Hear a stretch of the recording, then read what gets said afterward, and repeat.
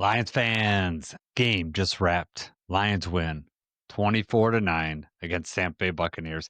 Held that Buccaneers offense to just 9 points. That was awesome. All right, we'll get into it right after the break. Welcome to Talking Grit. All right, thanks for tuning in. If you guys don't know how this works, I just talk a little bit after the game, five to 7 minutes, just give my emotional feelings at the game.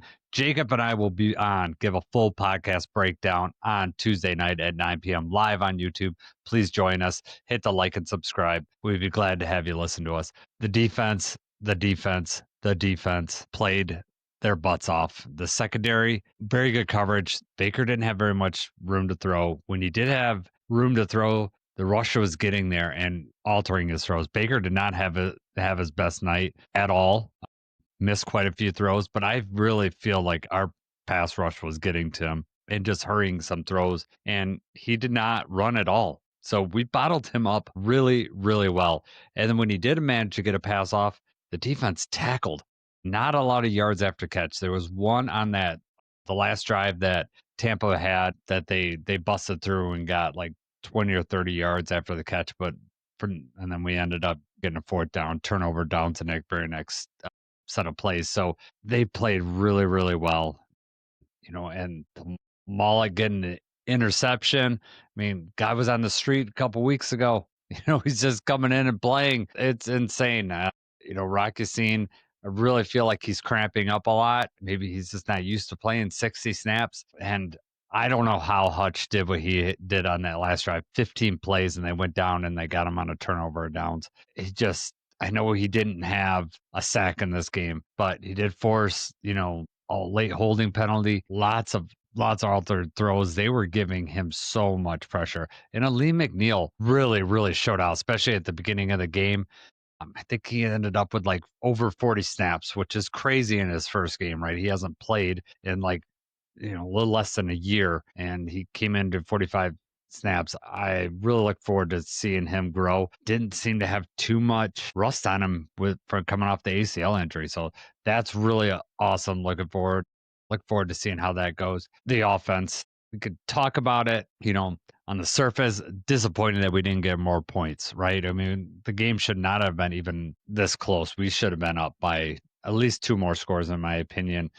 But the Bucs defense played really, really well. They were able to get pressure on Goff, altered some throws. I don't know the exact stats. I don't have in front of me, but 2 sacks from what I remember. But they didn't have an answer for Gibbs, and they might have bottled him up a little bit here and there. But he busted the 78-yarder, and then the passing game got a lot of space, which I was kind of surprised to see because last year, week 2, they really focused on Gibbs, and they would do some screens out to the flat or whatever, and they would go nowhere. This time he would catch it out in the flat, and it didn't seem like anybody was out there. So that was really encouraging for him to get all those yards after the catch. It was exciting.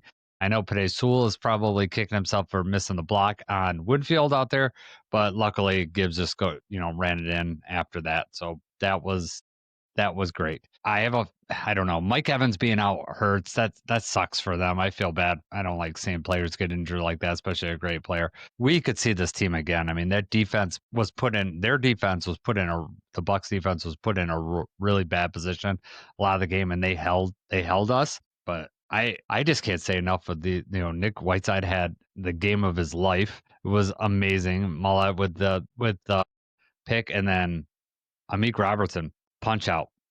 I know that he may be corner number 3 or he's nickel number 1, but he plays like a number 1 cornerback. We are lucky to have Amik on this team, especially right now. When this team gets their resources back in the back end, getting Branch and Kirby back, they could have had more picks in the secondary had we had those guys back there. If we had experienced safeties, they would have picked Baker off. He overthrew so many people. We would have had some extra picks, but we played well enough and our corners played well enough. So I'm very encouraged by this win. It's nice going into the break with a win. Going to feel good, and then hopefully we come out healthier on the other side. I know we got to be getting healthier, um, and so this is right up there, top of the NFC, towards the top of the NFC, and the Packers are a little bit ahead of us. But We got the showdown Thanksgiving, right? All right. That's my wrap up. Again, check us out on Tuesday night, 9 p.m. live on YouTube. If you can't catch us out live, Spotify, Apple, and YouTube will have the replay. All right. Let's go, Lions.